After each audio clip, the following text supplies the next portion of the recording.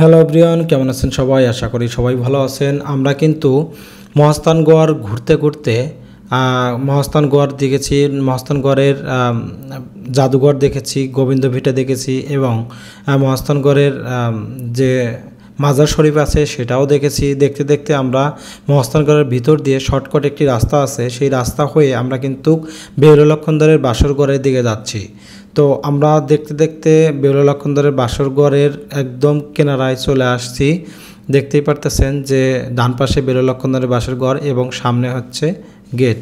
আমরা রিক্সা থেকে নেমে ভিতরে টিকিট কেটে ভিতরে ঢুকে পড়লাম এবং সামনের দিকে এগিয়ে যাচ্ছি। তো দেখতেই পারতেছেন যে বেহুলা লক্ষণধরের যে বাসরঘর, যে গোকুল মেদ দেখতে কিন্তু অনেকটাই সৌন্দর্য বাইরে থেকে, এবং দুই পাশে আরও সৌন্দর্যবর্ধক যে গাছগুলো আছে এবং ফুল গাছ সেগুলো লাগানো হয়েছে। এই গাছের জন্য আসলে যতটুক সৌন্দর্য ছিল তার থেকে আরও বেশি সৌন্দর্য পায় এটিকে ফুটিয়ে তুলেছে। তো এই গোকুল মেদটা সম্পর্কে যে আমার বর্তমান যে জ্ঞান বা প্রক্রিয়ার ক্ষমতা, আপনাদের বিস্তারিত রচনা আকারে এই ধরনের বিস্তীর্ণ বিশেষজ্ঞ স্তরের এক ধরনের করা, মানে বিস্তারিত বলা, সেটা আমার পক্ষে যথেষ্ট নয় আর কি। তবে আমি বেহুলা লক্ষণধরের বাসরঘর গোকুল মেদ সম্পর্কে আরও কিছু তথ্য তুলে ধরে আপনাদের আগ্রহের উদ্যোগ করতে পারি। তো এখানে আমার আসার উদ্দেশ্য হচ্ছে এই বেহুলা লক্ষণধরের বাসরঘরটা আপনাদেরকে যারা দেখেন নাই তাদেরকে দেখানো, আর আপনাদের আসলে এখানে কেমন লাগবে, কি দেখতে পারবেন সেই সম্বন্ধে দেখানোর জন্যই আমি এখানে ভিজিট করতে আসছি, এবং আপনাদের জন্যই শুধুমাত্র। এই যে এখানে গোকুল মেদ সম্পর্কে কিছু বিস্তারিত দেওয়া আছে বাংলায় এবং ইংলিশে। দয়া করে আসলে পড়লে আরও অনেক কিছু জানতে পারবেন এই গোকুল মেদ সম্পর্কে। তো যাই হোক, আমরা ওদিকে না যাই, আমি কিছু গোকুল মেদ সম্পর্কে বলি এবং সামনের দিকে আগাচ্ছি। গোকুল মেদের স্থাপত্য শিলা নিয়ে প্রত্যান্তিকের মধ্যে বিভিন্ন মতবাদ প্রচলিত আছে। এই নির্মাণশৈলীতে গুপ্ত পরবর্তী যুগের প্রভাব স্পষ্ট। স্তূপটি মূলত পোড়া ইট ও মাটির স্তূপ দ্বারা গঠিত। বিভিন্ন সময়ে খননের ফলে এখানে বিভিন্ন আকারের ইট আকৃতি হয়েছে, যা বিভিন্ন নির্মাণ পর্যায়ে ব্যবহৃত হয়েছিল বলে ধারণা করা হয়। স্তূপের কেন্দ্রীয় কাঠামো বেশ উঁচু এবং চারপাশে ছোট ছোট কক্ষ বা কুটুরি বিদ্যমান। এই কক্ষগুলো ব্যবহার নিয়ে বিভিন্ন অনুমান করা হয়েছে। কেউ মনে করেন এগুলো বৌদ্ধ ভিক্ষুদের বসবাসের স্থান ছিল, আবার কারো মতে এগুলো কোনো ধর্মীয় অনুষ্ঠানের জন্য ব্যবহৃত হতো।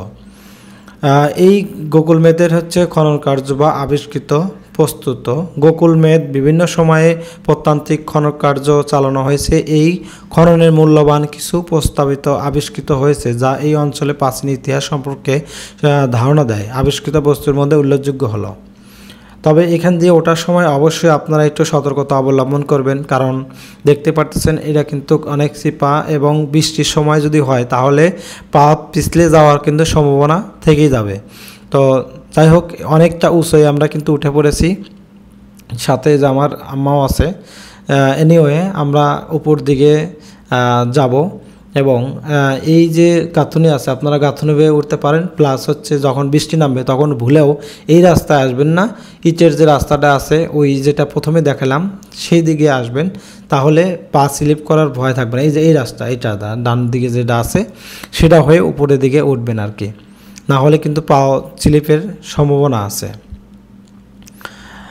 পোড়ামাটির ফলক, আমরা কিন্তু পোড়ামাটির ফলকের একদম টপে আছি। এটাই বিভিন্ন দেবদেবী, মানুষ ও পশু পাখির চিত্র সম্বলিত অসংখ্য পোড়ামাটির ফলক এখানে পাওয়া গেছে। এই ফলকগুলো তৎকালীন শিল্পকলায় নির্দেশনা এবং ধর্মীয় বিশ্বাস সম্পর্কে ধারণা কিন্তু দিয়ে দেয় আর কি। আর মৃৎপাত্রের ভগ্নাংশ, বিভিন্ন ধরনের মৃৎপাত্রের ভগ্নাংশ যেমন থালা, বাটি, কলসি ইত্যাদি আবিষ্কৃত হয়েছে। এরা আসলে কতটুকু সত্য জানি না আমি। অলংকার, ধাতব বস্তু হয়েছে, ইটের গঠন, বিভিন্ন আকারের নকশা ইট এখানে বিভিন্ন প্রস্তুত করা হয়েছে। এটাই সেই বেহুলা লক্ষণদারের লোহার ঘর ছিল আর কি, হয়তোবা ভিতরে কোনো সৌন্দর্য বা অন্য কোনো কারুকার্য ছিল, যেখানে হচ্ছে মাটি দিয়ে ভরাট হয়ে গেছে। আসলে কোন যুগে এটি ভরাট করা হয়েছে এবং কেন ভরাট করা হয়েছে এটা আসলে আমার জানা নেই। তবে এইটার মধ্যে কোনো একটি জায়গায় বেহুলা লক্ষণদারের লোহার যে ঘর ছিল সেই ঘরের তৈরি করার জন্য। আর এই ভিটায় উঠলে কিন্তু চারপাশে আপনার পুরো শহরের এক অংশে দেখা যেত। এখন গাছগুলো অনেক বড় হয়ে গেছে, যে কারণে একটু দেখতে কষ্ট হয়, তারপরেও একটা টপ ভিউ খুব সুন্দরভাবে পাওয়া যায়। যাই হোক, আমরা এই ভিটায় দেখতে পাচ্ছি ছেলেটা নামতেছে, আর ওই পাশের যে ওদের সিনিয়র যে আছে সে বলতেছে, ভাই তো ফাত্রামি করতেছো কেন, ফাত্রামির একটা সীমা আছে। আসলে আমি বুঝলাম না কেন উনি এই কথাটা বলল, কারণ উনি তো ওখানে নামছে, এখানে তো আহামরি কোনো কিছু নেই যে এটার জন্য এটা কোনো ঘটনা ঘটবে। যাই হোক, আমরা সংক্ষেপে একটু বেহুলা লক্ষীন্দরের কাহিনীটা একটু আলোকপাত করি। বাংলার লোকসঙ্গীতের একটি অমূল্য সম্পদ এই কাহিনীতে বেহুলার অসীম সাহস, স্বামীর প্রতি গভীর প্রেম এবং নিয়মিত বিরুদ্ধে লড়াই করার আদম্য ইচ্ছাশক্তি প্রকাশ হয়। চাঁদ সওদাগরের পুত্র লক্ষীন্দরের সাথে বেহুলার বিবাহ এবং লোহার বাসরঘরে সাপের কামড়, তার মৃত্যু, এই অংশটি কাহিনী মূল ট্রানজিটে। এরপর বেহুলার ভেলার করে দেবলোকে যাত্রা, দেবতার নৃত্য ও গান দিয়ে তুষ্ট করে স্বামীর প্রাণ ফিরিয়ে আনা, এই অংশটি ভালোবাসার জয় এবং অসাধ্য সাধনের একটি প্রতীক ছিল। সেই জায়গা, যে জায়গাতে হচ্ছে বেহুলার বিবাহ এবং বেহুলার স্বামীকে সাপে কাটা এবং সেই স্বামীর জীবন ফিরে নিয়ে আসার জন্য বিভিন্ন নদী মাত্রায় ভেলাতে করে নিয়ে গিয়ে যা কাকতি মিনতি এবং ভালোবাসার পরীক্ষা দিতে হয়েছিল।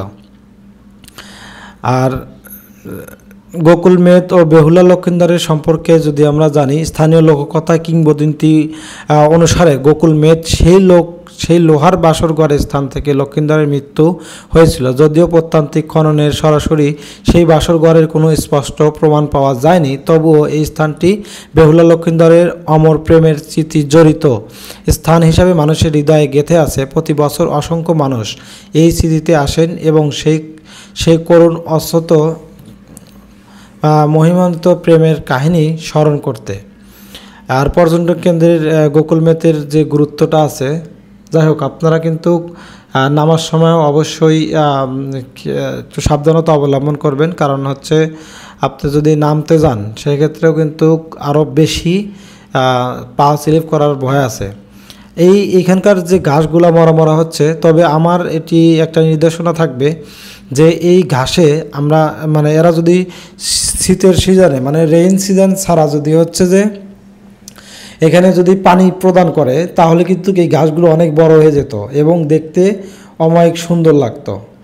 আর যে আমার আম্মা নামতেছে, সে আসলে আমার ভয় লাগতেছিল যে কখন কি হয়ে যায়। যাই হোক, এনিওয়ে,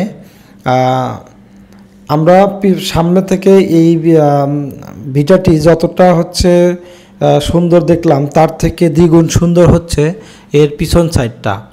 যদিও বা এর সামনের সাইড হচ্ছে রাস্তা, যে কারণে পিছন সাইডে ভিউটা তো আর এই পাশ থেকে নিয়ে আসা যাবে না কোনোভাবেই।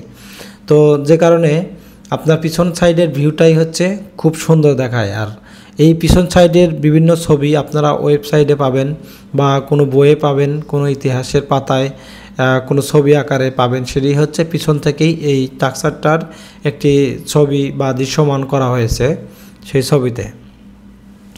গোকুল মেদ বর্তমানে একটি গুরুত্বপূর্ণ পর্যটক কেন্দ্র হিসাবে পরিচিতি লাভ করেছে। এই ঐতিহাসিক ও লোককথার গুরুত্ব বহু মানুষের আকর্ষণ করে বগুড়া শহর এবং এর এলাকা থেকে বহু পর্যটক নিয়মিতভাবে এই স্থানটি পরিদর্শন করেন। স্থানীয় অর্থনীতিতে এই পর্যটক কেন্দ্রের একটি ইতিহাস বা ইতিবাচক প্রভাব রয়েছে। একটি গুরুত্বপূর্ণ ঐতিহাসিক স্থান হিসাবে গোকুল মেদের সংরক্ষণ অত্যন্ত জরুরি। প্রাকৃতিক দুর্যোগ, অযত্ন এবং অবৈধ দখলের হাত থেকে এই স্থানটিতে রক্ষা করার প্রয়োজন। প্রত্নতাত্ত্বিক গবেষণা চালিয়ে যাওয়া এবং আবিষ্কৃত নিদর্শনগুলোর সঠিক সংরক্ষণ ভবিষ্যতের প্রজন্মকে এই স্থানের ঐতিহাসিক গুরুত্বপূর্ণ সম্পর্কে জানতে সাহায্য করবে। সরকারের পাশাপাশি স্থানীয় জনগণকেও ওই ঐতিহাসিক স্থানটি রক্ষণাবেক্ষণে এগিয়ে কিন্তু আমাদের অবশ্যই আসা দরকার। আর এর বাউন্ডারির চারপাশ দিয়ে সুন্দর সুন্দর সৌন্দর্যবর্ধক গাছ এবং শিরোলি গাছ, আর এটি হচ্ছে ছাইতান গাছ, দুইটা ছাইতান গাছ বলে থাকি আর কি। যাই হোক, এটার এই বিটার চারপাশ দিয়ে আপনার একটি সুন্দর রাস্তা করেছে, এই যে দেখতে পারতেছেন। এই ছেলেটা আমি জিজ্ঞেস করলাম যে তুমি কি স্থানীয় কিনা, ও বলতেছে স্থানীয়। তো গাছের নাম জিজ্ঞেস করলাম, বলতে পারলো না। আর আপনারা যদি হচ্ছে এখানে এসে যদি ঘুরতে ঘুরতে খুবই ক্লান্ত লাগে, তবে অবশ্যই গাছের নিচে বসবেন, দেখবেন আপনার প্রাণটা একদম খুব ভালো লাগতেছে আর কি। মানে এই গাছের নিচে বসে আপনার এই সৌন্দর্য উপভোগ করা, এটা আসলে অমায়িক। একসাথে সৌন্দর্য উপভোগ এবং গোকুল মেঘ দেখা, মানে বেহুলা কন্দারে বাসরঘর দেখা, প্লাস হচ্ছে সূর্য অস্ত যাবে।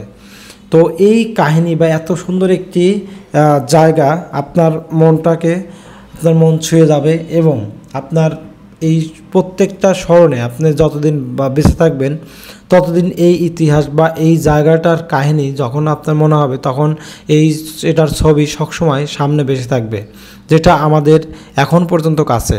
আমরা তো অনেক আগে দেখেছি, তারপরের থেকেও এখন পর্যন্ত এই ভিতরের ছবিটা আসলে মনের মধ্যে ভেসে থাকে। যাই হোক, এগুলা বলা বাহুল্য। আর এই পাশে হচ্ছে যে এখানকারই যারা দেখাশোনা করে বা এখানকার যে দায়িত্বে আছেন, তারা এই বাম পাশে বাসস্থান নিয়ে বা থাকার ব্যবস্থা আছে, এনারা থাকে। আর সামনের দিক হয়ে হচ্ছে অনেক দোকানপাট এবং অনেক এই মেলায় বা এইসব ভিটা নিয়ে অনেকেই হচ্ছে ছবি আঁকায় এবং বিভিন্ন ব্যানার, ক্যালেন্ডার এবং বই এগুলো নিয়ে বিক্রি করে, যেগুলো ইতিহাস জানার জন্য।